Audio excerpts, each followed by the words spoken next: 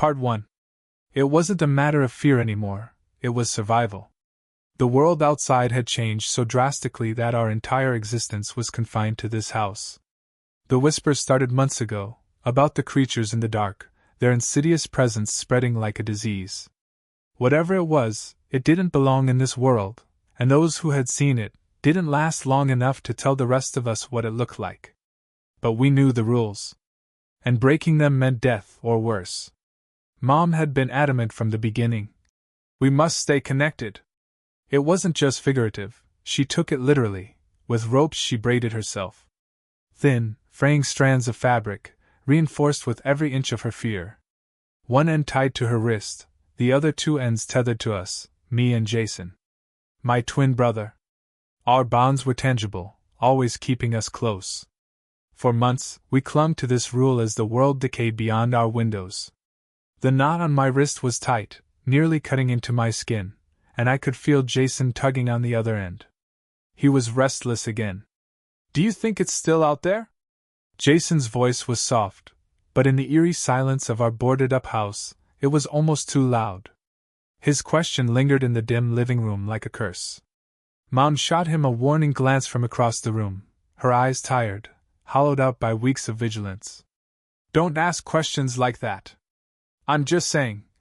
Jason tugged at the rope between us, testing the tension as if we'd snap free at any moment. We haven't seen anything for weeks. What if it's gone? What if this whole thing isn't even real? I felt my heart skip. He wasn't supposed to question it. None of us were. We had seen the evidence. The blackened sky, the absence of life, the neighbors vanishing one by one. But Jason had always been stubborn, rebellious, even before the world went to hell. Mom's voice was steel. It's real. And it's out there. Don't ever think otherwise. Jason scoffed, but I could tell the doubt had already set in. The ropes, the bonds we had relied on for so long, suddenly felt fragile. The clock on the mantel clicked over to 3:03 a.m. That's when it usually came. Whatever it was. We never knew what triggered it, only that if we stayed inside, if we stayed together, we were safe. At least, we thought we were. Mom grabbed my hand and squeezed. Don't let go. The weight of the moment pressed down on us. The ropes, the fear, the silence. And the ticking of the clock, louder than ever, like a heartbeat counting down. Outside, the wind began to howl. Or was it something else? Jason shifted, pulling on the rope. I think we're being paranoid. We're tying ourselves up like prisoners, when there's probably nothing out there. Maybe it's all in our heads. Maybe. There was a noise, a scratching sound. From the window. We froze. Mom's grip tightened around my hand, and Jason stiffened beside me. The scratching grew louder, like nails on glass. Then came the low hum. That damn hum, vibrating through the walls. I wanted to believe Jason was right, that it was all a nightmare we could wake up from. But deep down, I knew better. This wasn't a dream. It was our new reality. The scratching became frantic. And then, as if sensing the crack forming between us, the rope between Jason and I snapped. For a split second, the world seemed to hold its breath. Then everything came crashing down. Jason bolted from his spot, towards the window, yanking at the frayed end of the rope now dangling from his wrist. It's not real! He shouted, moving faster than I could react. Jason, no! Mom screamed, but it was too late. The window shattered. A rush of icy air blew in, but it wasn't just wind. Something moved in the shadows, crawling into our house, serpentine and silent. I saw it in flashes, the darkness bending around Jason as he stood frozen at the broken window, his face pale with terror. It wasn't until he turned back to us, his eyes wide with horror, that I realized.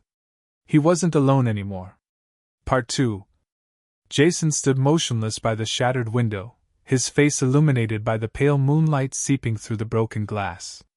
The air around him rippled, distorting the space like heat waves on asphalt, but it wasn't heat, it was something far colder, something that pulled the light out of the room. I watched, paralyzed, as a dark shape slithered around him, wrapping itself in tendrils that flickered between solid and smoke. "Jason," I whispered, my voice barely audible over the wind rushing into the house. He didn't respond. He didn't even blink. Mom moved quicker than I thought possible, lunging toward Jason, her hands outstretched as if she could pull him back from the brink. But as she neared the window, the darkness recoiled. It wasn't just reacting to her, it was aware of her, its movements deliberate, as if it were toying with us. "Get away from him!" Mom's voice cracked with a mix of fury and terror. She grabbed the rope still dangling from Jason's wrist, pulling with all her strength, but Jason didn't move. His eyes, wide and glassy, were locked on something just beyond the window, something we couldn't see. The rope between them stretched, taut and thin, until with a sickening snap, it too broke apart, severing the last connection between us and Jason. "No!" I screamed, rushing to my brother's side. My legs felt like lead, every step taking an eternity as the air grew thicker, the temperature dropping so sharply my breath came out in white puffs. The closer I got, the more I could feel it, that presence, that unspeakable thing that had infiltrated our home. Jason's mouth opened, a silent scream twisting his face into a grotesque mask of fear. And then he spoke, though the voice that came from him wasn't his own. It was low, guttural, a sound that seemed to vibrate in my bones. "It's here!" Before I could react, a cold hand gripped my arm, Mom, pulling me back. Her face was pale, her eyes wild with panic. Don't go near him!" I struggled against her hold, my gaze locked on Jason. "We have to do something. He's gone." Mom's voice trembled as tears welled in her eyes. "We have to leave. Now." A sharp crash from the kitchen cut through the chaos. Something heavy slammed against the floor, followed by the unmistakable sound of glass shattering. We both whipped around toward the source of the noise, our hearts pounding in unison. Whatever had come through the window was no longer content to linger in the shadows. It was inside. And it was moving. "Get to the basement," Mom hissed, shoving me toward the door. But I couldn't move. I couldn't leave Jason. Even if he was gone, even if something else was controlling him, I couldn't abandon my brother. "Mom, we can't just..." The words died in my throat as Jason began to move. Slowly, unnaturally, like a puppet on strings, his limbs jerking as if they were no longer his own. His eyes, still wide and unblinking, fixed on us with a cold, alien intelligence. He took a step toward us, his movements stiff, mechanical. "Jason?" I whispered, my voice shaking. But the thing standing in front of me was no longer Jason. Whatever had taken him, whatever had crawled inside his body, was using him as a vessel. And it was coming for us. Mom yanked me back again, this time with more force, dragging me toward the basement door. "We need to go. Now." I stumbled after her, my mind spinning, trying to process the nightmare unraveling before me. My twin, my other half, was gone. And now the thing wearing his skin was following us, its footsteps slow but deliberate, echoing off the walls in a maddening rhythm. Mom flung open the basement door, and we both tumbled down the stairs, our feet barely keeping up with the momentum. I hit the cold concrete floor hard, the impact knocking the wind out of me. Mom slammed the door shut behind us, locking it with trembling hands.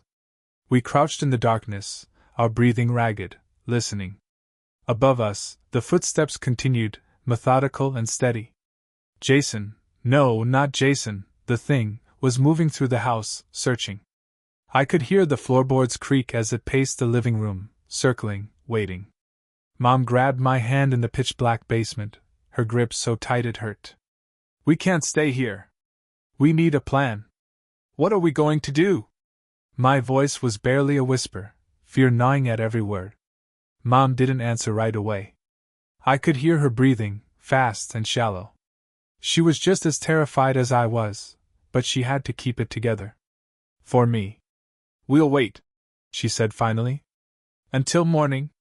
The silence stretched between us, heavy and oppressive. Morning felt like an eternity away. And even then, there was no guarantee that the light of day would save us.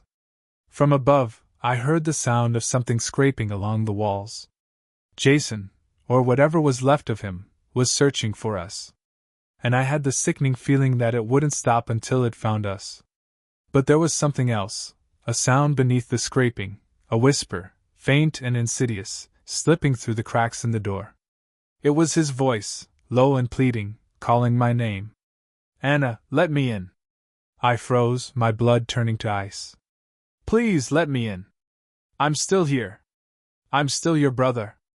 Tears stung my eyes as the voice broke through the darkness. It sounded like him. God, it sounded just like him. But I knew better. That thing upstairs? It wasn't Jason. It never was. Part 3. We sat huddled in the dark, the air thick with the scent of damp concrete and fear. The basement was colder than I remembered, the kind of cold that seeped into your bones and took root.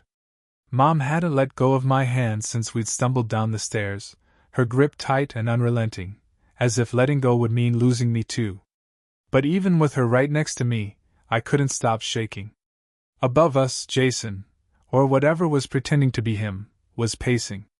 Slow, deliberate footsteps moved across the creaking floorboards. Every step sent a jolt of terror through my body. I strained to listen, heart pounding, trying to figure out where he was, what he was doing. The sound of his voice, Jason's voice, still echoed in my mind, twisting and distorting, wrapping around my thoughts like a vine. Anna. It had called to me, so close, so real. But I knew better. We both did. Mom leaned closer, her breath warm against my ear. Don't listen to him. It's not him anymore. I nodded, though I wasn't sure I believed it. My mind raced back to the weeks before, the time we'd spent in this house, tethered together by ropes and fear. Jason had always been the first to question things, to doubt. He was the one who pushed boundaries, who never quite believed the rules were real. And now he was gone, and something else had slipped into his place. Something worse. The pacing above us suddenly stopped. The silence that followed was suffocating. What's it doing? I whispered, my voice barely audible. The basement felt like it was closing in around us, the walls pressing tighter with each passing second. Mom didn't answer right away. I could feel her trembling beside me, her mind racing just like mine. Then, she leaned forward, her voice low and steady, though I could hear the fear beneath it. It's trying to draw us out. I swallowed hard, my throat dry. The thought of going up there, of facing whatever was left of my brother, sent a wave of nausea crashing over me. But what if we had no choice? What if staying down here meant we were trapped, cornered like rats in a cage? The sound of something scraping along the basement door made us both jump. It was a soft, almost gentle noise, like fingernails tracing the wood, testing it. I clung to Mom, biting my lip to keep from crying out. The scrape continued, slow and deliberate, followed by a voice that was chillingly familiar. Anna, please. I'm cold. The voice was so soft, so pitiful. It sounded just like Jason. And that's what made it worse. I squeezed my eyes shut, trying to block it out. But it kept going, every word cutting through me like a knife. I'm scared, Anna, let me in. It's dark out here. You promised you wouldn't leave me. The voice cracked, breaking in a way that tugged at my heart. I wanted to believe it so badly. I needed to. But that wasn't Jason anymore. It couldn't be. He was gone. Mom's grip on my hand tightened, her knuckles white. She leaned even closer, her voice barely a whisper. Ignore it. It's trying to trick you. Don't listen. I nodded again, though every fiber of my being screamed to run, to open that door and pull my brother into the safety of the basement. My brother. God, I wanted to believe he was still in there somewhere, trapped, calling out to me for help. But the fear, the primal, suffocating terror that gripped my chest, told me otherwise. The scraping stopped. Silence. For a brief, horrible moment, I thought maybe it had left, that it had given up. But then I heard the footsteps again. This time, they were different. Heavy. Dragging. It was moving towards something, but I didn't know what. Then came the sound of furniture being shoved aside, a low growl of effort followed by the unmistakable groan of floorboards shifting under weight.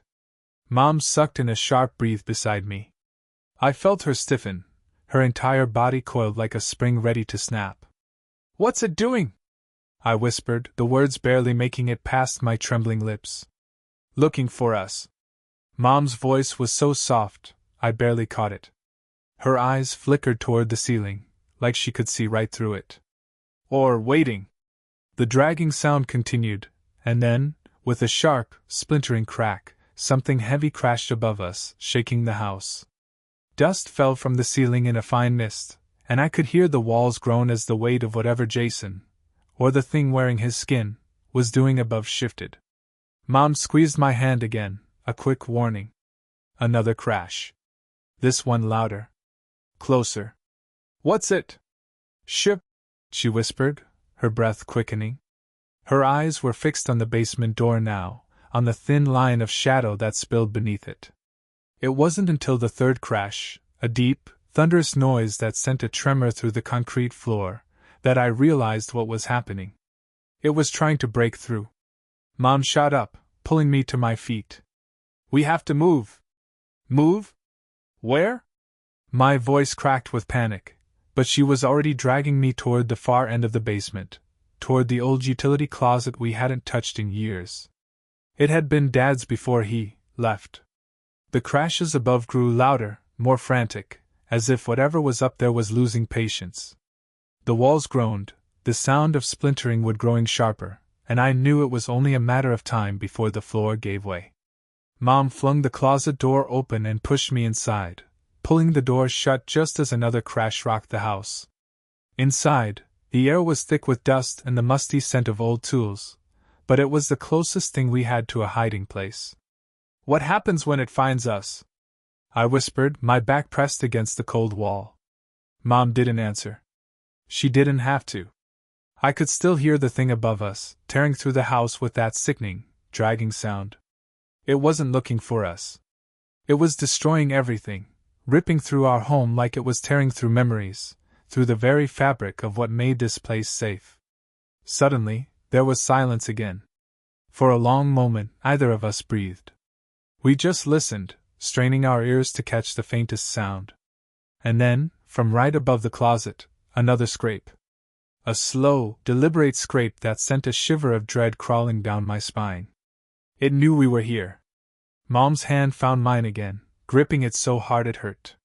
We waited, trapped in that suffocating silence, listening as the scrape grew louder, closer, until it stopped just above us. And then came the voice. Jason's voice. Soft, broken. "I know you're down there, Anna. You can't hide forever." Tears burned my eyes. I squeezed them shut, willing myself not to listen, not to give in. But then the voice shifted, changing, twisting into something darker, something older. "I'm coming for you, Anna. You can't escape." And with that, the floor above us groaned. It was coming down. Part 4. The floor above us creaked ominously, the sound growing louder, as if the very weight of that thing was pushing it to the brink of collapse. Mom and I huddled together in the utility closet, our backs pressed so hard against the wall that it felt like we might sink into it. Every breath was shallow, every heartbeat deafening in my ears. The scraping returned, this time louder, more deliberate. It wasn't just pacing anymore, it was searching. The ceiling sagged under the weight, and for a brief moment, I saw dust particles float down in the dim light of the basement. My stomach churned as the reality of it hit me. This was it. The ropes that had bound us were broken, our protection severed. Jason was gone, and whatever had taken him was coming for us next. Mom's grip on my hand tightened until I thought my bones might snap, but I didn't pull away. I couldn't. We were all that was left for each other. "It knows," I whispered, barely able to speak. "It knows we're here." "I know," Mom breathed, her voice trembling. Her other hand was clenched around something, a heavy wrench she had grabbed from the shelf in the closet. A poor weapon, but it was all we had. "But we stay quiet. We stay hidden."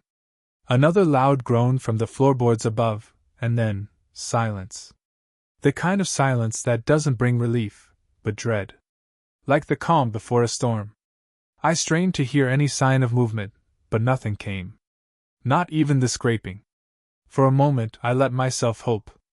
Maybe it had lost interest, maybe it had moved on. Maybe we would survive this after all. But then the voice returned, Jason's voice. So soft, so close it could have been whispering directly into my ear. Anna, it's safe now. You can come out. I squeezed my eyes shut, pressing my hands over my ears, trying to block out the sound. But it didn't stop. Anna, please. I need you. The voice cracked, sounding so much like my brother in pain that I almost believed it. Almost. I know you're scared. It continued, the tone shifting to something more desperate, more insidious. But I'm still here. I'm still your brother. Tears stung my eyes, and I bit my lip to keep from crying out. I wanted to scream that he was gone, that this thing wasn't him. But deep down, some small part of me still hoped. Hoped that I was wrong, that Jason could be saved. Mom shook her head beside me, her eyes wide and frantic. She mouthed something silently, but I knew what she was saying. Don't listen. Don't trust it. I tried to focus on her, to keep my mind anchored in reality. But the voice was relentless, coaxing, needling its way into my thoughts. Anna, you can't leave me like this. I'm so scared. Please, just let me in. It sounded so real. Too real. And then I made the mistake of opening my eyes. The floor above us began to sag visibly now, the wood groaning under the weight of whatever was up there. My heart pounded as I realized how close it was, too close. The house was crumbling, piece by piece, and soon it would be on top of us. I don't think it's going to leave, I whispered, my voice shaking. Mom's jaw clenched. She glanced at the door, then back at me, her eyes flickering with something I hadn't seen in weeks, determination. We're not staying here to die, Anna. We'll make it out. But we have to be smart. How? I didn't mean for the word to come out so broken, so defeated, but the reality of the situation felt like it was closing in, just like the walls of this basement. We'll go upstairs, she said, her voice resolute. But we won't face it. We'll run. I stared at her, disbelief flooding my veins. Upstairs? Are you insane? That's where it is. We don't have a choice. She pulled me closer, her hands trembling now. There's a back door. If we're fast enough, we can make it. Another loud crack from above made us both jump. I could hear something shifting, like the thing, Jason, was dragging something heavy across the floor. The scraping was louder than ever, the floorboards above us bowing in dangerously. Mom flung the door to the utility closet open, the dim light from the basement barely illuminating the stairs. We go now. While it's distracted. Before I could protest, she was pulling me out of the closet, her hands still gripping the wrench tightly. My legs felt like lead as we crept toward the basement stairs, every creak of the wood beneath our feet sending a jolt of fear through me. Mom's breath was shaky, but she kept her eyes locked on the stairs. Stay close. Don't stop. No matter what happens. I nodded, my throat too tight to speak. We reached the bottom of the stairs, and I glanced up, half expecting to see Jason standing at the top, waiting for us. But it was empty. For now. Mom took a deep breath, then started to climb, her movements slow and deliberate. I followed right behind her, my pulse hammering in my ears. Every step felt like a countdown, like the moment we reached the top would be the moment everything ended. And then we heard it. A low, guttural growl from above. Not Jason's voice. Not human. It was the sound of something watching, waiting. Mom froze mid-step, her hand gripping the railing so tightly her knuckles were white. I could see the tension in her shoulders, the fear etched into every line of her face. What do we do? I whispered, my voice barely audible. She didn't answer. She just kept moving, one agonizingly slow step at a time, until we were at the top of the stairs. The house was eerily quiet now, the only sound the soft creaking of the floor beneath our feet as we edged toward the back door. My breath came in shallow, quiet gasps, my entire body on edge, waiting for the moment when it would all go wrong. We were halfway to the door when the voice returned, louder this time. Closer. Anna, where are you going? I froze. The blood drained from my face as I heard the floor behind me creak. Slowly, I turned my head. Jason was standing in the hallway. His eyes were wide, blank, and cold. The skin around his mouth was pale and tight, his lips stretched into a chilling smile. But it wasn't Jason. The thing wearing his skin was grotesque, wrong, like a shadow pretending to be human. Don't leave me, it said, its voice still Jason's but distorted, hollow. Mom was already at the back door, wrenching it open with trembling hands. Run! She screamed. I didn't hesitate. I bolted, my feet barely touching the ground as I raced toward her. But as I reached the door, something cold wrapped around my ankle, yanking me back with a force that knocked the breath out of me. I hit the ground hard, my head slamming against the floor as Jason, or the thing, dragged me back into the darkness. Part 5. The impact of my head hitting the floor sent stars exploding across my vision. I gasped, struggling to breathe as the icy grip around my ankle tightened, pulling me further away from the door. I clawed at the wooden floor, splinters digging into my palms as I tried to stop myself from being dragged back into the darkness. Anna! Mom's voice was frantic, raw with terror. I could hear her footsteps pounding toward me, but I couldn't look back.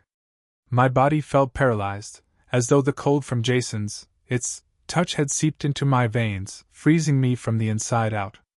I twisted around, just in time to see Jason, or what was left of him, looming over me. His face was twisted, contorted into a grotesque parody of my brother's features. His skin hung loosely, pale and sickly, the eyes hollow, black pits that seemed to stretch on forever. His lips moved, curling into a sick, unnatural grin. You can't leave me, Anna. It hissed, its voice low and dripping with malice. You promised. I screamed, kicking at his hand, but his grip was like iron. My foot slammed into his chest, and for a brief moment, I felt a flash of satisfaction as he staggered back, his grip loosening. But the moment was fleeting. Before I could scramble to my feet, his other hand shot out, grabbing me by the wrist. The cold was unbearable, inhuman. It spread through me like a wave of ice, numbing my limbs, making it harder to think, harder to move. I could feel the darkness creeping in, trying to pull me under. But then Mom was there. With a cry of rage, she swung the wrench she'd been holding, bringing it down hard on Jason's arm. The sound of metal hitting bone was sickening, but it worked. His grip on me loosened, and I tore myself free, scrambling backward as Mom raised the wrench again. Get away from her! She screamed, her voice filled with a desperation I had never heard before. She swung again, but this time Jason caught her wrist, his movements quick and unnatural, like a puppet controlled by invisible strings. The wrench clattered to the floor as Mom cried out, trying to pull free. But Jason, no, the thing, just stared at her with those hollow, empty eyes, the smile on his face widening into something far more monstrous. I don't need her anymore, it whispered, its voice no longer even remotely human. But you're not going anywhere. Mom's face twisted with pain as Jason's grip tightened around her wrist.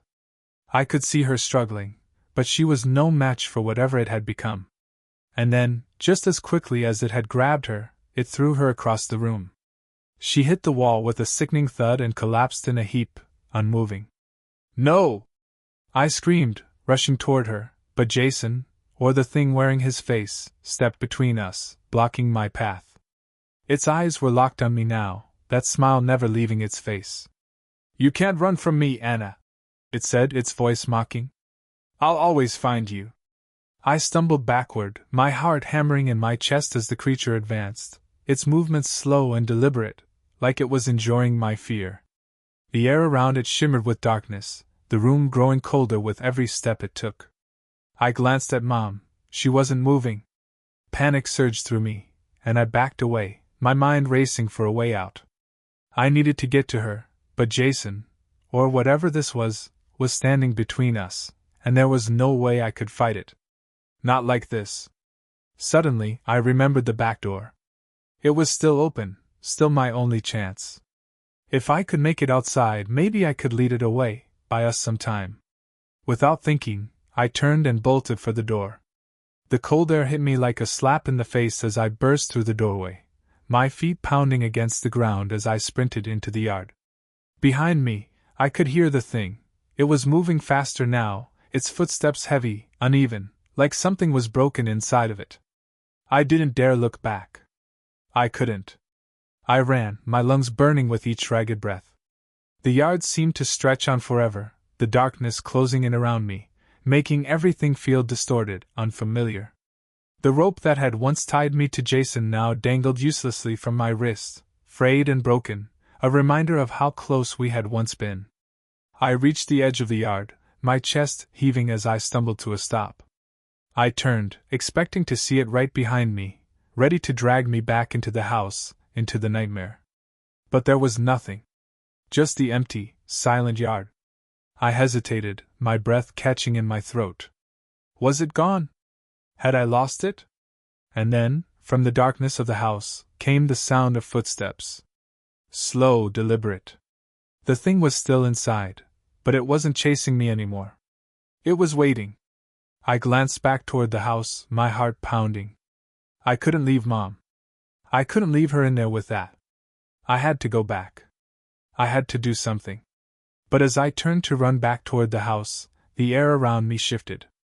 The cold deepened, and suddenly, the darkness seemed to press in closer, wrapping around me like a vice. And then I heard it. Jason's voice, soft and broken, whispering through the night. "You'll never leave me, Anna. You'll never escape." The words sent a shiver down my spine, and I froze, my body locking up with fear. It felt like the air itself was alive, like it was crawling over my skin, digging its way into my thoughts. The shadows at the edge of the yard rippled, and something began to emerge, something darker, more twisted than I could have imagined. It moved like smoke, like a living nightmare, its form shifting and writhing as it approached. And at the center of it all was Jason's face. Twisted. Wrong. You belong to me now. I tried to move, to scream, but the darkness was everywhere now, swallowing the world around me. The yard, the house, everything began to fade, slipping away into the blackness. And then the ground beneath my feet gave way, and I was falling. Falling into the dark. Part 6. I fell into the darkness, the world around me vanishing as if it had never existed. It wasn't just an absence of light, it was like the air itself had become thick and suffocating, clinging to my skin, pulling me deeper into a void where nothing was solid, nothing was real. My arms flailed out, reaching for something, anything to hold on to, but there was only the blackness, endless and all-consuming. I didn't know how long I fell. Time had stopped making sense the moment the thing took Jason. Seconds, minutes, hours, none of it mattered. All I could feel was the cold, wrapping around me, seeping into my bones. And then, just as suddenly as it had begun, the fall stopped. I landed hard, the impact knocking the wind from my lungs. The ground beneath me was solid now, cold and smooth, like marble, but it was too dark to see anything. For a long moment, I just lay there, gasping for air, trying to make sense of where I was, of what had happened. The darkness pressed in around me, thick and silent, like a presence watching, waiting. My heart pounded in my chest, each beat reverberating through the eerie stillness. "Mom!" I whispered, the word barely a breath. There was no answer. I tried to push myself up, but my limbs were weak, trembling from fear and exhaustion. My head was spinning, my thoughts tangled in a web of panic. I didn't know where I was, or how I had gotten here, but one thing was clear. I was no longer in the yard. I wasn't anywhere I recognized. The ground beneath me was impossibly cold, sending shivers through my body. I sat up slowly, blinking against the suffocating blackness, trying to focus, trying to find some shred of reality to hold on to. That's when I saw it. In the distance, far ahead of me, there was a light. Faint and flickering, like a candle flame struggling against the dark. It was the only thing that cut through the oppressive void, the only thing I could see. My heart leapt with a small flicker of hope. Maybe it was a way out. Maybe it was salvation. But as I stood, shakily, and took a step toward it, the light flickered again. And I realized something that made my blood run cold. The light wasn't stationary. It was moving. Slowly, steadily, it drifted through the darkness, like a lantern swaying in the breeze. But there was no breeze. No sound. Just the light, and the feeling of something watching me, its presence lingering just beyond the edges of my mind. I took a step back, fear clawing its way up my throat. The darkness felt heavier now, like it was closing in around me, suffocating, crushing. The light moved closer, the flicker growing brighter, casting long shadows that danced across the ground. And then I heard the voice again. Anna! It was Jason's voice, soft, pleading. But distorted, like a broken record playing the same word over and over, each repetition more twisted than the last. My stomach churned. I knew it wasn't him, but hearing his voice like that, in this place, made it feel like he was right there with me, just out of reach. The light flickered closer, and with it came a soft, shuffling sound. Like footsteps. No, not footsteps. Dragging. My breath hitched in my throat as the light came nearer, illuminating the space around it. Shadows shifted, coalescing into shapes that twisted and writhed. I could see movement now, something crawling along the ground toward me, slow and deliberate. My heart pounded as I backed away, stumbling over my own feet. Jason? I whispered, my voice trembling. Is that you? For a moment, there was silence. Then the light flickered again, casting just enough illumination to reveal what was crawling toward me. I froze, my blood turning to ice. It was Jason, or at least, what was left of him. His body was contorted, broken, like a marionette with its strings cut.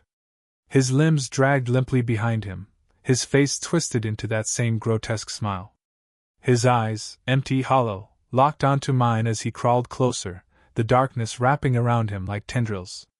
Don't leave me, he whispered, his voice rasping, almost childlike. Please, Anna.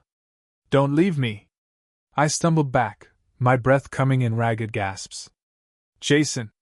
But I couldn't finish the sentence. Because it wasn't Jason. Not anymore. The thing that had taken him was inside him now, wearing him, twisting his body into something unrecognizable. And now it was coming for me. The light flickered again, and with it, the darkness around me seemed to shift, to ripple. I could feel it pressing in closer, like invisible hands reaching for me. Panic surged through me, and I turned, running blindly into the void. But no matter how fast I ran, no matter how far I went, I could still hear him behind me. Dragging. Crawling. Whispering. Anna, come back. I'm still here. I stumbled through the dark, my breath coming in short, desperate gasps. The air felt thick, heavy, like I was running through water. Every step was a struggle, my legs burning with the effort. I didn't know where I was going.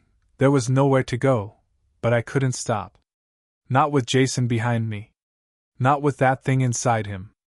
And then I saw it. Another light, this one brighter, closer. It flickered, steady and warm, cutting through the dark like a beacon. I didn't question it. I just ran toward it, my body moving on pure instinct. As I drew closer, I could make out more details, shapes, shadows. It was a door. An old, weathered door, standing alone in the middle of the void, as if it had been plucked from some forgotten house and placed here for me to find. Without thinking, I lunged for it, my hand grasping the cold, iron handle. I yanked the door open, my heart pounding in my chest. Behind me, I could hear Jason, closer now, his voice louder, more insistent. Don't leave me, Anna! Don't leave! I slammed the door shut behind me, leaning against it, my body trembling with exhaustion. The sound of Jason's voice was muffled now, distant. But I could still hear it, scratching at the edges of my mind, echoing in the dark. I turned, pressing my back to the door, my breath coming in shallow gasps. I didn't know where I was, or what waited on the other side of the door. But for now, I was safe. For now, I was alone. Or so I thought. Because when I looked up, I realized I wasn't alone after all. In the dim light of the room, standing at the far end, was Mom. She was staring at me, her face pale, her eyes wide with fear. But something was wrong. Something was off. "Mom?" I whispered, my voice barely audible. She didn't move. Didn't speak. She just stood there, staring. And then, slowly, her lips curled into a smile. A smile that wasn't hers. Part 7. That smile, it was wrong. The way it stretched across Mom's face wasn't natural, like someone had pulled at the edges of her lips with invisible strings. My breath caught in my throat, a cold dread settling deep in my chest as she stood there, frozen, her eyes wide and unblinking. It was as if she had been waiting for me. Or worse, expecting me. "Mom?" I whispered again, my voice trembling. She tilted her head, the movement jerky, mechanical. Her eyes remained fixed on me, but there was no recognition in them. No warmth. No relief that I had made it here. Just emptiness. "Anna," she whispered, the voice eerily familiar yet somehow hollow, like an echo bouncing off the walls of a cave. It wasn't her voice, not really. It was someone, something, pretending to be her. I backed away from the door, my heart hammering in my chest. "Mom, what's wrong?" My legs shook as I took another step, my mind racing, searching for any sign that the real Mom was still in there. But that smile, it was like the one I had seen on Jason. Distorted. Soulless. She took a step forward, the wooden floor creaking beneath her. The sound was too loud in the silence, sharp and unnatural, as though the house itself was reacting to her movement. I wanted to run, to turn and flee back through the door, but my feet were rooted to the spot. "Come here, Anna," she said softly, her voice smooth and sickly sweet, the smile never faltering. "It's safe now." My stomach twisted into knots, the voice triggering something primal inside me, an instinct to flee. But I couldn't move. I stared at her, trying to process what was happening. The person standing in front of me looked like my mother, spoke like her, but everything else screamed that this was not her. What happened to you?" I stammered, my voice barely audible.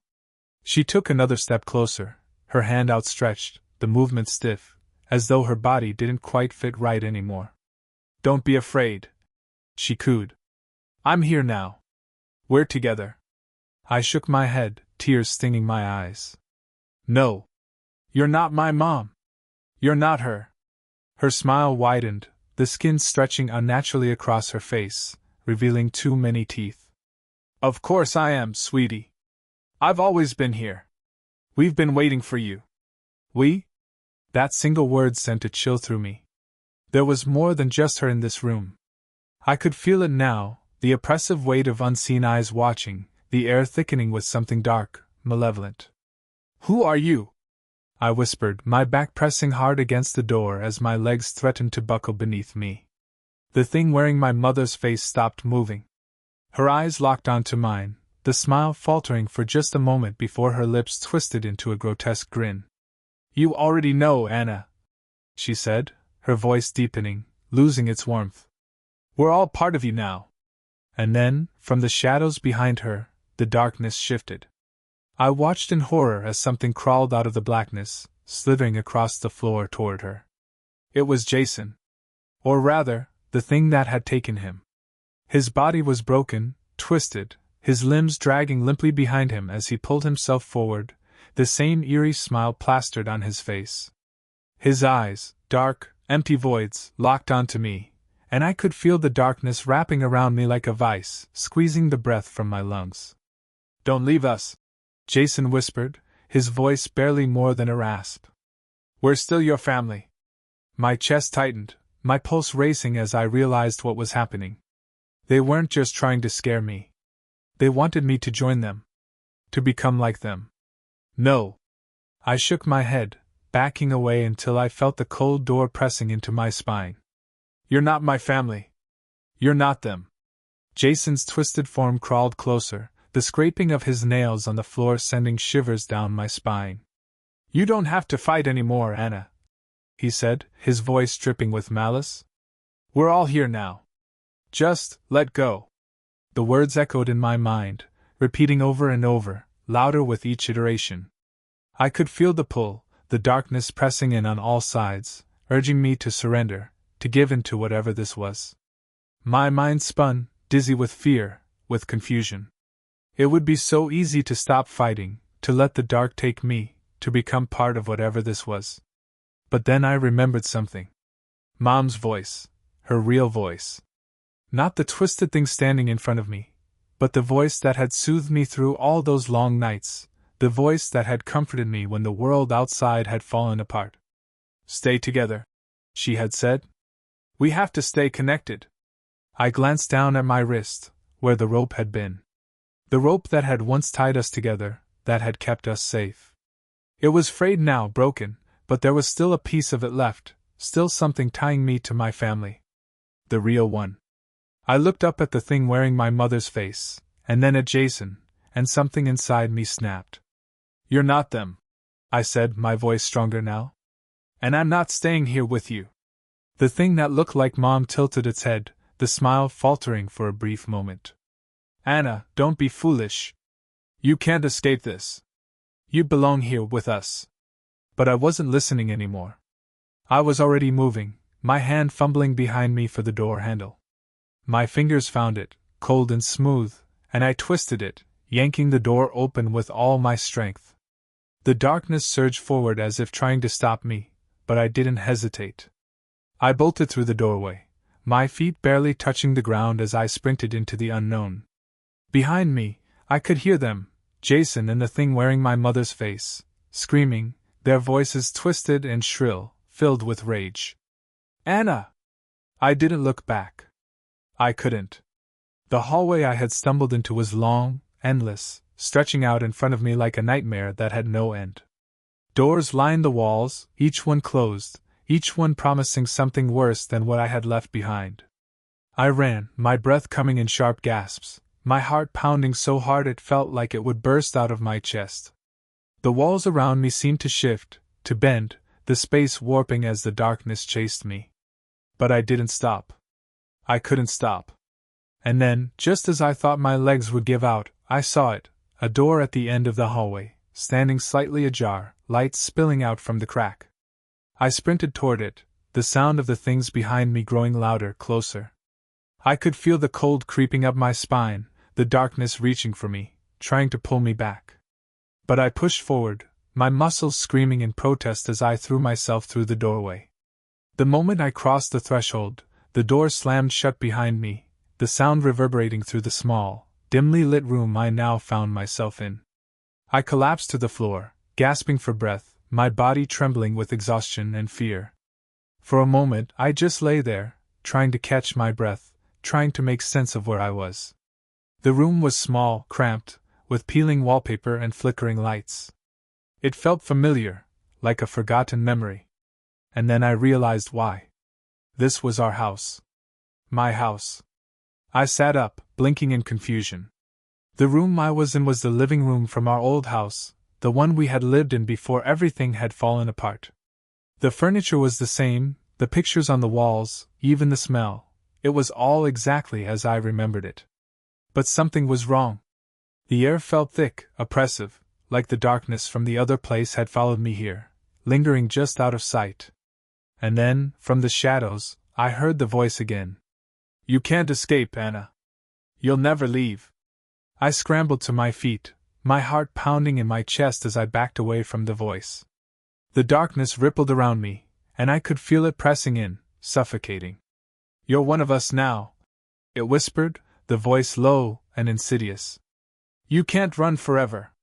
And then, slowly, the darkness began to take shape. Part 8. The darkness swirled in front of me, coalescing into something tangible, something alive.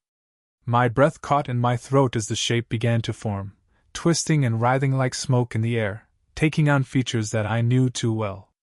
Slowly, as though it was building itself from my own worst fears, the darkness took the shape of Jason. But it wasn't him. Not really. This thing was using his image, distorting it, warping it into something grotesque. Jason, or the thing that wore his face, stepped forward from the shadows, his hollow eyes fixed on me, his lips pulled into that same twisted smile. His body moved with a jerky, unnatural rhythm, as if every movement was a mockery of life itself. "You think you've escaped, don't you?" His voice was low, taunting, each word dripping with malice. "But you belong here now, Anna. You'll always belong here." I backed away, my hands shaking, my mind racing. This was our old house, but it wasn't real. It couldn't be. The living room, the furniture, the pictures on the walls, it was all a twisted reflection of a life that was long gone. And this thing, this imposter wearing my brother's face, was a reminder that none of it could ever be real again. "Get away from me," I whispered, my voice trembling. But even as I said the words, I knew it wouldn't listen. It was toying with me, feeding off my fear. Jason's form shimmered, flickering like a candle in the wind. For a moment, his face changed, becoming softer, more familiar. His eyes looked almost human again. Almost.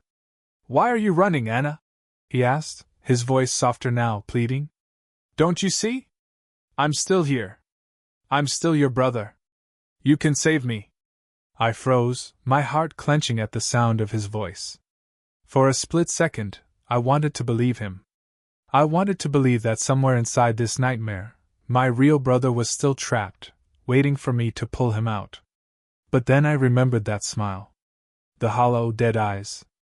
"No," I said louder this time. "You're not him. You're not Jason." The smile faltered for a moment, and the thing's face twisted with something like anger. "You can't save him," it hissed, its voice losing the pretense of warmth. "He's gone, Anna. Just like you will be." The air around me seemed to thicken, growing colder, heavier, as though the walls themselves were closing in. I could feel the darkness pressing in on all sides, wrapping around me like a shroud. I turned desperate, my eyes scanning the room for any sign of escape. But there was nothing. Just the walls of this twisted version of our home, and the thing that had once been my brother. "You can't hide," it whispered, its voice coming from everywhere and nowhere at once. "You can't run." I spun around, my breath coming in short, frantic gasps. The room seemed to stretch and warp, the walls bending and twisting as if they were alive. My heart pounded in my chest as I backed into a corner, my mind racing for a way out.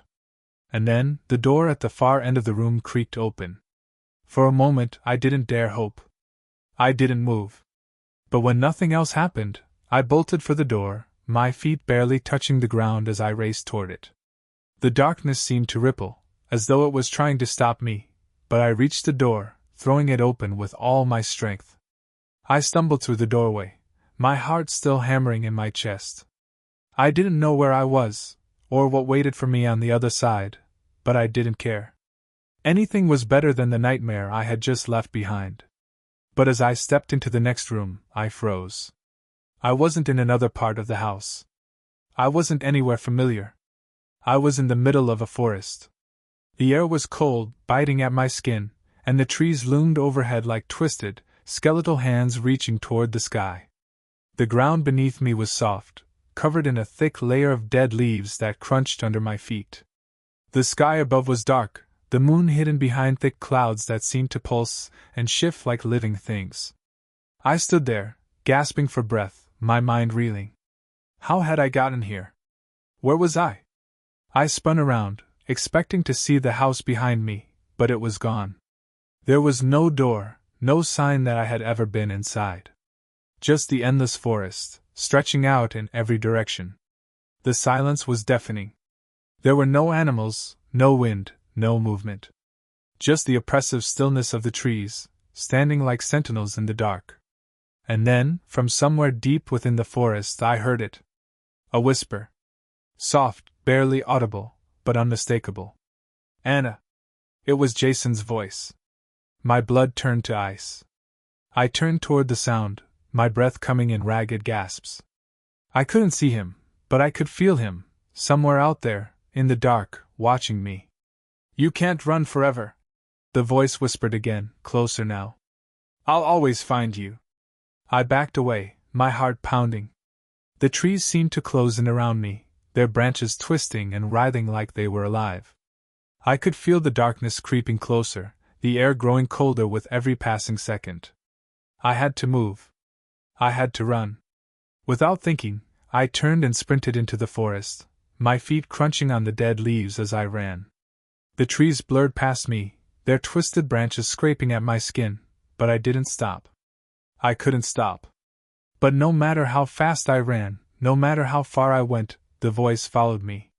Always close. Always watching. "Don't leave me, Anna," it whispered, its tone mocking, filled with false sorrow. "You're mine now." I pushed myself harder, my legs burning, my lungs aching. The forest seemed endless, stretching on and on, each tree identical to the last. There was no end. No escape.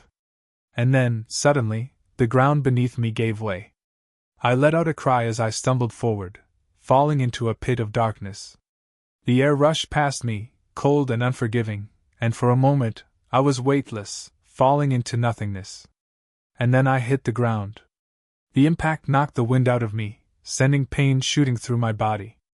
I gasped for air, my chest heaving, my limbs trembling with exhaustion. I was lying on my back, staring up at the sky, or at least, what I thought was the sky. But something was wrong. The clouds above me weren't clouds at all. They were faces. Hundreds of them, all twisted in agony, their mouths open in silent screams.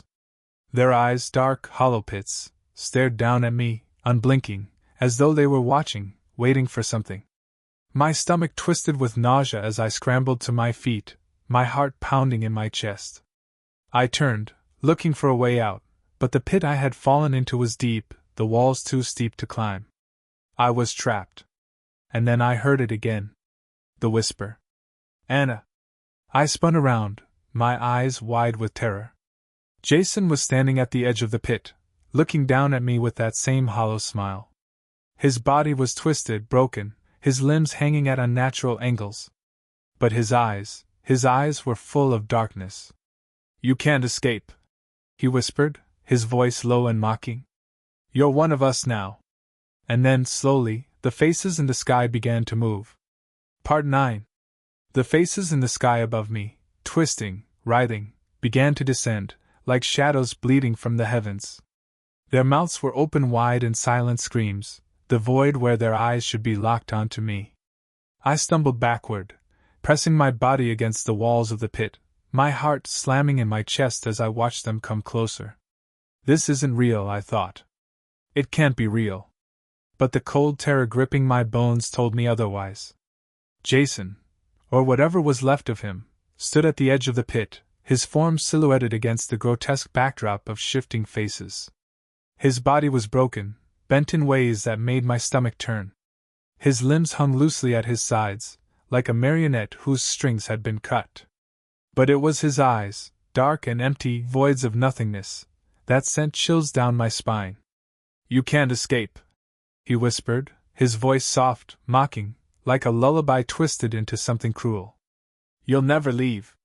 The faces above me continued their descent, swirling like storm clouds, their hollow eyes watching, waiting. I could feel the cold radiating from them, a cold that went beyond the physical. It was a cold that wrapped around your soul and held on. I pressed harder against the walls of the pit, my breath coming in ragged gasps. There was no way out. The walls were too steep, too high. I was trapped. Jason took a step forward, his movements unnatural, jerking like he was being pulled by invisible strings. His lips curled into that same twisted smile, his eyes locked onto mine. "You belong here now, Anna," he said, his voice dripping with malice. "There's nowhere left to run." I shook my head, tears stinging my eyes. "You're not Jason," I whispered, my voice trembling. "You're not my brother." The smile on his face widened, stretching too far, distorting his features into something inhuman. "I was Jason. And now I'm something more." The air grew colder, the darkness pressing in closer. The faces above were almost upon me now, their mouths still open in those silent screams, their eyes watching with an eerie stillness. I could feel the weight of them, the suffocating pressure of the void they came from. I couldn't move. I couldn't breathe. "Just let go, Anna," Jason whispered, his voice close now, far too close. "It's easier that way." The faces were so near, I could almost feel them brushing against my skin, cold and soft, like shadows passing over me. My heart pounded in my chest, my mind spinning with fear and panic. And then, out of the corner of my eye, I saw something. A flicker of light. Faint, almost imperceptible, but there. I turned my head, squinting into the darkness. The light was coming from a small opening in the wall of the pit, just above me. It was barely big enough for me to fit through, but it was something. A way out. I took a deep breath, the icy air burning my lungs. I had no other choice. I had to try. I lunged toward the opening, my fingers scrabbling at the rough stone as I tried to climb. The walls were slick, cold, but I didn't care. I could feel the faces pressing in closer, their presence like a weight on my back, pulling me down. Jason's voice echoed in my mind, whispering, mocking. You'll never escape. But I had to escape. My hands found purchase on a jagged rock, and I pulled myself up, my muscles screaming in protest. I was halfway to the opening when I felt something cold wrap around my ankle. I froze, terror flooding my veins. I looked down. Jason's hand was gripping my leg, his fingers like ice, his hollow eyes staring up at me. Don't leave me, he whispered, his voice a sick parody of desperation. You can't leave.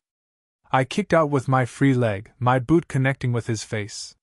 His head snapped back with a sickening crack, but he didn't let go. His grip tightened, and I felt myself being pulled back, away from the light, back into the pit. No! I screamed, kicking again, harder this time. His fingers dug into my skin, cold and sharp, like claws. I kicked again, and this time, his grip loosened. I scrambled upward, my hands gripping the edge of the opening as I pulled myself through. The moment I was free, I rolled onto my back, gasping for breath. The faces were still there, swirling in the pit below, but they couldn't reach me now.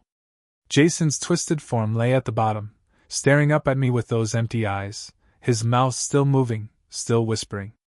You can't escape. I scrambled to my feet, my legs shaking. I had to keep moving. I couldn't stay here. The light that had led me to the opening was still ahead, flickering like a distant star.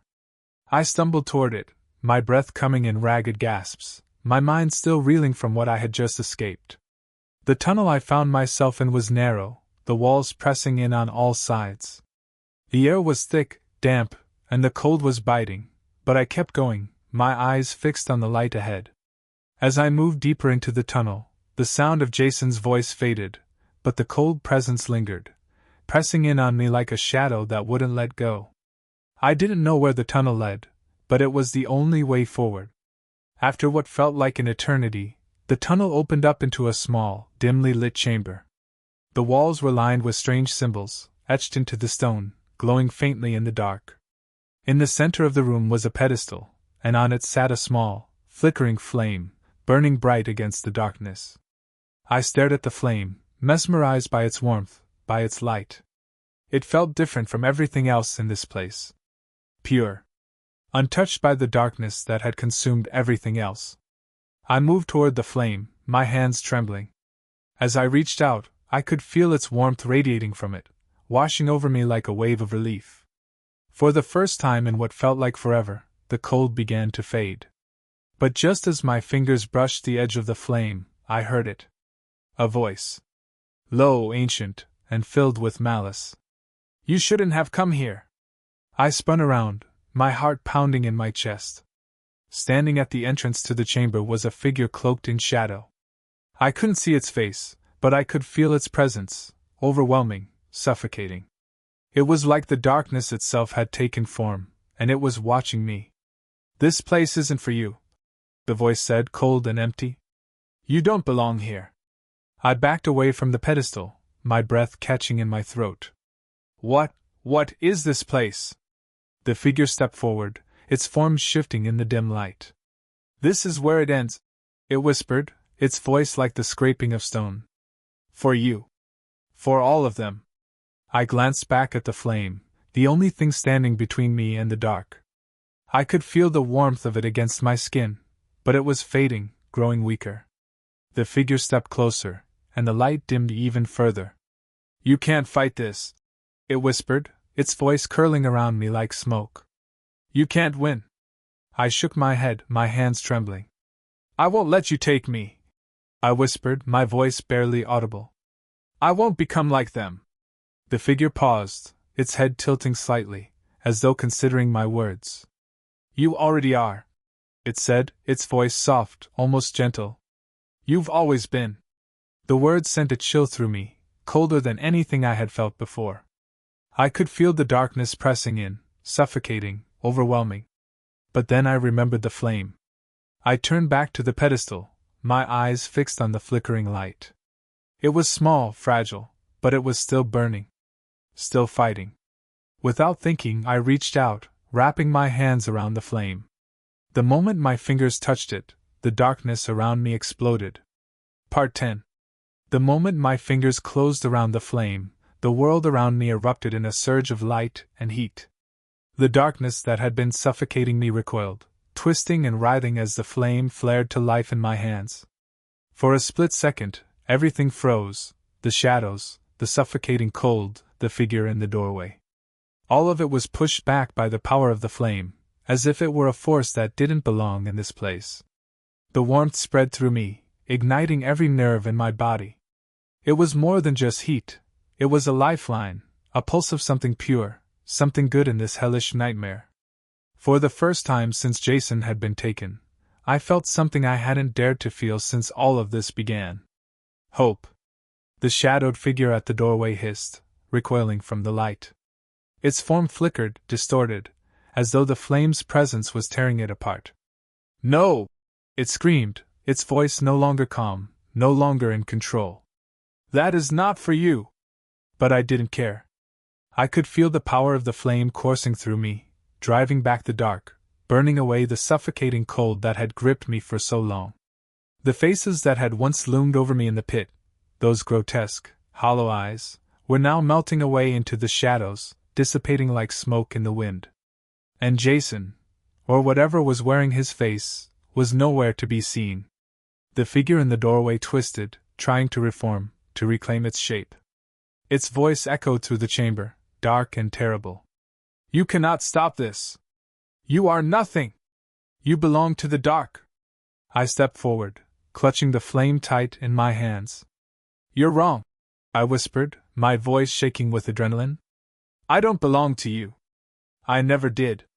The figure surged forward, its shadowy tendrils reaching for me, but the flame flared brighter, driving it back with a burst of light. I could hear it shriek, its form unraveling, breaking apart piece by piece as the light from the flame tore through it. "You think you can escape?" it hissed, its voice fractured, dripping with hatred. "You will never be free." The flame in my hands pulsed, responding to my fear, my resolve. I held it out in front of me, letting its warmth fill the chamber. "I don't have to escape," I said, my voice growing steadier. "I just have to fight." With one final burst of light, the flame expanded, filling the entire chamber with a brilliant, blinding glow. The shadows that had clung to the walls evaporated, the suffocating cold that had pressed in on me was gone, replaced by warmth and light. The shadowy figure shrieked one last time before disintegrating into nothingness, swallowed by the light. And then silence. The flame in my hands flickered gently, its light softening as the darkness faded away completely. I stood there, panting, my heart still racing, my body trembling from the intensity of it all. The weight that had been pressing on me for so long was gone, and for the first time in what felt like forever, I could breathe. The chamber was still. The walls, once lined with strange symbols and shifting shadows, were now solid, grounded. The oppressive weight of the dark was gone, replaced by a calm, almost serene silence. I dropped to my knees, my legs too weak to support me any longer. The flame, still flickering in my hands, felt smaller now, like a gentle reminder of the power it had just unleashed. But it was over. I had survived. I had fought back. But even in the quiet, I knew I wasn't truly safe. Not yet. I stood shakily, my eyes scanning the chamber. The way out had to be here somewhere. I couldn't stay in this place. Not after everything that had happened. The shadows might be gone for now, but I couldn't shake the feeling that something else was watching, waiting. As I turned, I saw it, a doorway. It was faint, barely visible, but it was there, glowing faintly in the corner of the chamber. A way out. I moved toward it, the flames still clutched in my hands. As I approached, the doorway flickered, pulsing with a soft light, as if it were reacting to the flame I carried. My heart raced as I reached out, touching the edges of the doorway. It felt solid, real. Without hesitation, I stepped through. The moment I crossed the threshold, the world around me shifted again. I blinked, the bright light fading as my surroundings came into focus. I was no longer in the dark chamber. I was back in the forest, the same forest where I had been before everything went wrong. The trees were tall, their branches stretching toward the sky, and the ground beneath my feet was soft with fallen leaves. But it was different now. The forest was alive.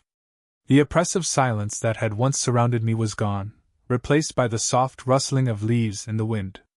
The sky above was no longer covered in dark, swirling clouds. It was clear, with stars twinkling like distant fireflies. I took a deep breath, letting the fresh air fill my lungs. It was over. I was out. But as I looked around, my heart sank. Jason wasn't here. I had fought so hard, I had hoped, prayed, that maybe, just maybe, I could have saved him. But now, standing in the quiet forest, I realized the truth. Jason was gone. The thing that had taken him had consumed him completely. There was no saving him. I felt the tears well up in my eyes, but I blinked them away. I couldn't fall apart now. Not after everything. I had to keep moving. I had to get home. But as I turned to walk away, I felt something shift in the air behind me. A presence. Slowly I turned, my heart racing once again. Standing at the edge of the forest, barely visible in the soft light of the stars, was a figure. It was tall, its form blurry and indistinct, as though it were half hidden in shadow. But I could feel its gaze on me, watching. And then, from the darkness, I heard it. "Anna!"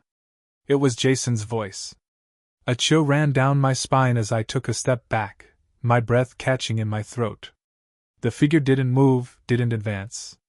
It just stood there, watching, waiting. I could feel the flame in my hands flicker, its light dimming slightly. The darkness wasn't gone, not completely. It was still out there, lurking, waiting for its chance to return. And I knew then that this wasn't over. Not yet. "Anna!" Jason's voice whispered again, soft and distant, like a memory fading into the dark.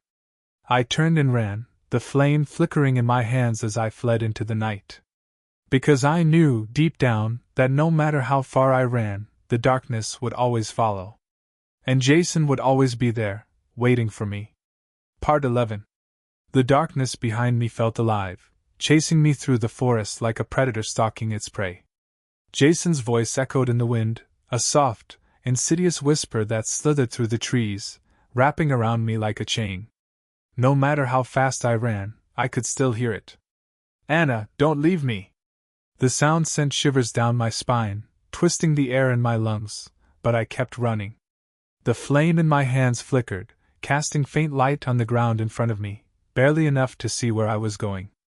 The trees stretched endlessly in all directions, their twisted branches reaching for me like skeletal hands. The forest was no longer the peaceful refuge I thought I had escaped into. It was alive with the presence of the dark, pulsing with the echoes of Jason's voice, his broken promises. Every step I took felt heavier than the last, my legs burning with exhaustion, but I couldn't stop. If I stopped, I knew the darkness would swallow me whole. Up ahead, the trees began to thin, the undergrowth giving way to a small clearing. Relief surged through me, though I wasn't sure why. It wasn't safety. Nothing was safe anymore, but at least it was open, no shadows to hide in. I stumbled into the clearing, gasping for breath, my chest tight. I turned, half expecting to see Jason's twisted form stepping out from the shadows, but there was nothing. Just the trees, their branches swaying in the cold wind. And then I heard it. A sound that wasn't Jason's voice. It was faint, almost imperceptible at first, but it was there, a distant hum, like the soft vibration of electricity. I turned toward the sound, squinting into the darkness at the far edge of the clearing. There, barely visible in the faint moonlight, was something metallic, something unnatural. A radio tower. My heart leapt at the sight. A beacon. A way to call for help. I moved toward it, my legs shaky, every step painful. The tower was old, its rusted frame barely holding together, but the light at the top of it flickered faintly, a beacon in the night. I stumbled toward the base of the tower, searching for some kind of access, some way to reach the top. And then, from behind me, came the familiar whisper. Anna! I froze, my fingers brushing against the cold metal of the tower. I didn't turn around. I didn't have to. I could feel Jason behind me, his presence thick in the air, the darkness pressing in. I know you're scared, he whispered, his voice soft, too close. But you don't have to be. You don't have to fight anymore. Tears welled up in my eyes, my body trembling. I had fought so hard to escape, to stay ahead of the dark, but it was always there, always just a step behind. And now, standing at the edge of this clearing, it felt closer than ever. I gripped the metal frame of the tower, my hands slick with sweat, the flame in my palm flickering dangerously low. I couldn't run anymore. I had nowhere left to go. Anna, please. Jason's voice was broken now, pleading. Don't leave me. Slowly, I turned around.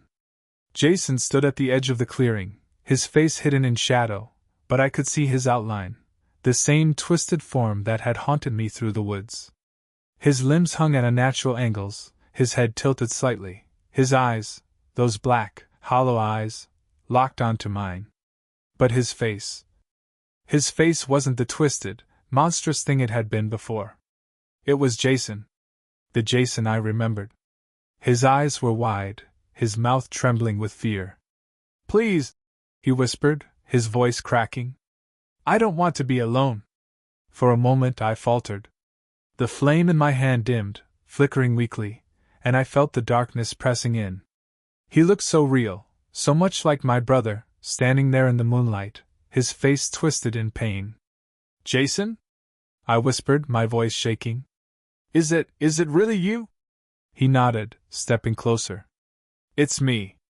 I'm still here, Anna. You can save me. Just let go. His words were a knife in my heart. Everything in me screamed to believe him, to reach out and pull him into the light, to hold on to the brother I had lost. But deep down, in the pit of my stomach, I knew. This wasn't Jason. Not anymore. I can't, I whispered, my voice breaking. You're gone. You're not him. The smile that stretched across his face was slow, cruel. You can't escape this, he said, his voice no longer soft, no longer pleading. It was hard, mocking. You'll never escape. I took a step back, gripping the flame tighter in my hand. The light flared for a moment, casting long shadows across the clearing, and Jason's face twisted again, back into the monstrous thing that had chased me from the beginning. His eyes were empty voids, his skin stretched too tightly over his bones. He lunged at me, his arms outstretched, his fingers clawing at the air. But this time, I didn't run. I threw the flame.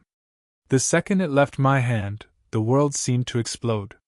Light surged out of the flame, blindingly bright, filling the entire clearing with a searing heat.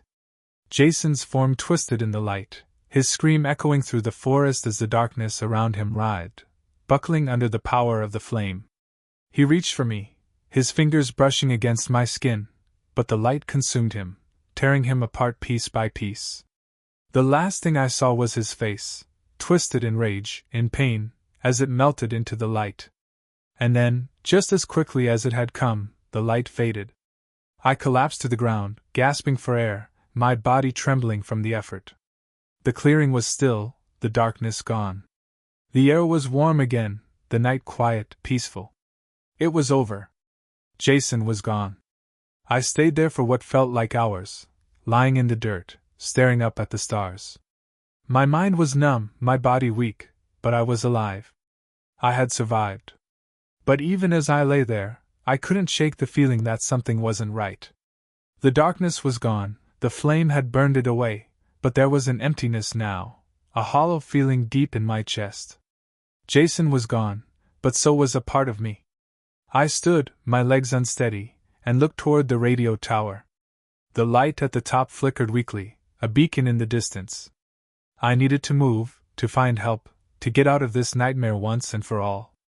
But as I turned to leave the clearing, I heard it. Faint, almost too soft to hear. A whisper. Anna. I froze, my breath catching in my throat. It was Jason's voice. But this time, it wasn't mocking. It wasn't filled with malice or anger. It was just a whisper, soft, broken. Don't leave me. I closed my eyes, tears spilling down my cheeks. I wanted to run, to escape, to leave this place behind. But I couldn't. Not yet. Not while his voice still lingered in the dark. I turned toward the sound, my heart aching, and whispered back. I'm sorry, Jason. And then I walked away. Part 12.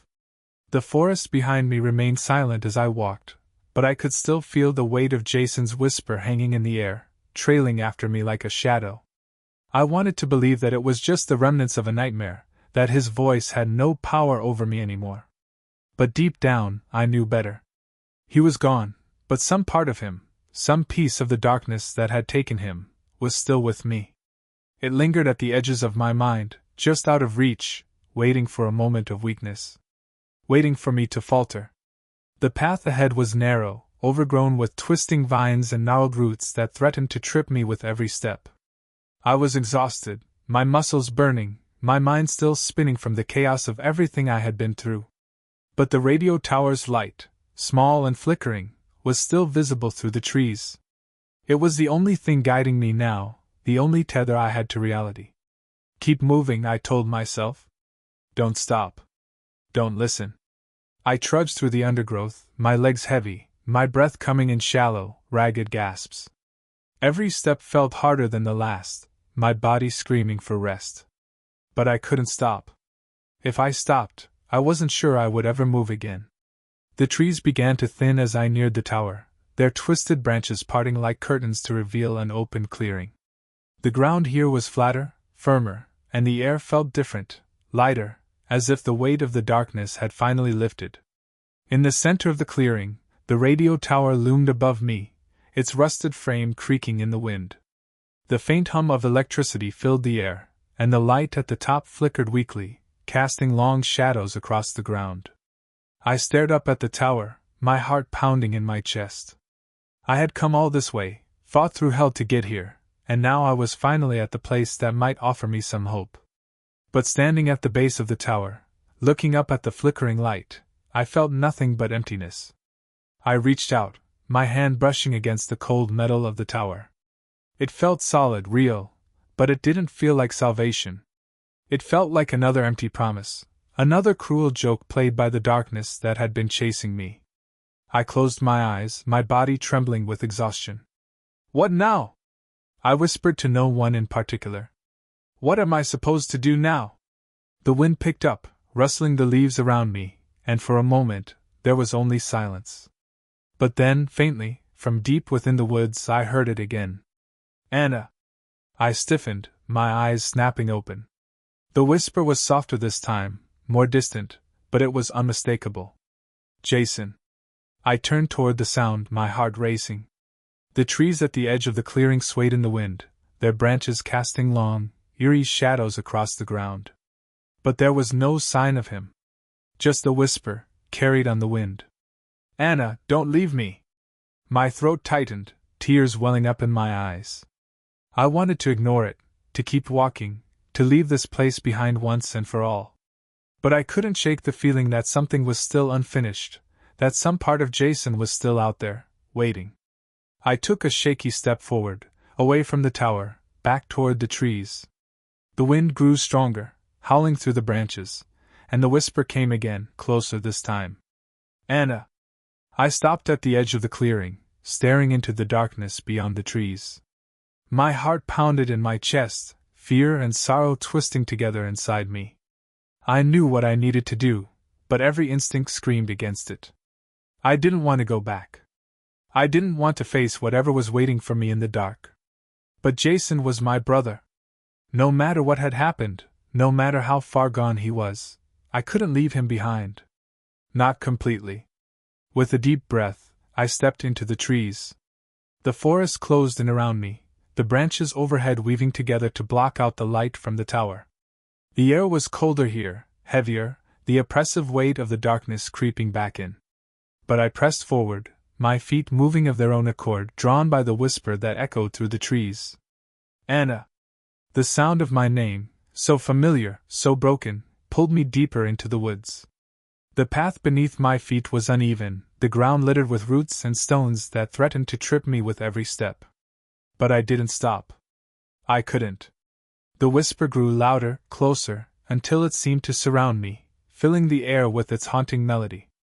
And then, just up ahead, through the twisted trees, I saw him. Jason.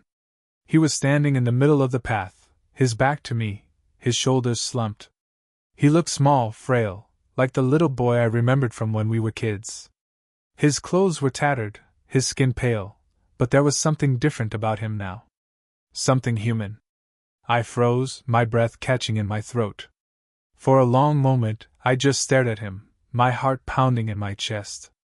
I wanted to run to him, to throw my arms around him, to pull him back from the darkness that had claimed him. But fear held me in place, my feet rooted to the ground. Jason? I whispered, my voice trembling. He didn't move. I took a step forward, my hands trembling. Jason, it's me. I'm here. Slowly, he turned to face me. His eyes were no longer the empty voids I had seen before. They were Jason's eyes, blue and full of pain, full of sorrow. His face, though pale and gaunt, was the face I had known my whole life. Anna, he whispered, his voice cracking. I'm sorry. Tears welled up in my eyes as I took another step toward him, my heart aching with a mix of love and fear. It's okay, I whispered, my voice barely audible. I'm here. We're together now. But as I reached out for him, something changed. The light in his eyes flickered, and the sorrow that had filled them was replaced by something darker. His lips twisted into a smile I recognized all too well. The smile of the thing that had taken him. You'll never leave, he whispered, his voice shifting, twisting into that cold, mocking tone. You'll never escape me. Before I could react, the darkness surged around him, wrapping him in shadow, pulling him back into the void. His form twisted, contorted, as the forest itself seemed to swallow him whole. The last thing I saw was his eyes, those dark, empty voids, staring at me as the darkness took him. And then he was gone. I stumbled back, my heart racing, tears streaming down my face. I had lost him. Truly lost him. The thing that had taken him, the darkness that had consumed him, it wasn't going to let him go. Not ever. I turned and ran, my feet carrying me back through the trees, back toward the tower. I could still hear the whisper behind me, faint and distant, calling my name. But I didn't look back. I couldn't save Jason. He was gone. And now, all I could do was save myself. As I reached the edge of the clearing, the radio tower's light flickered weakly, a beacon in the night. I stumbled toward it, my breath coming in ragged gasps, my heart aching with the weight of everything I had lost. The darkness was still out there, waiting, watching. But I wasn't going to let it take me too. I was going to survive. With one last look at the trees, I climbed the tower, my hands gripping the cold metal, the wind howling in my ears. And as I reached the top, I sent out a signal, a desperate cry for help into the endless night. The flame inside me still burned, flickering weakly, but it was enough. I wasn't going to let the darkness win. Not this time. And as the tower's light pulsed out into the night, I knew, deep down, that even though Jason was gone, I would carry his memory with me. But I would carry it forward. Away from the dark. Away from the past. Into the light.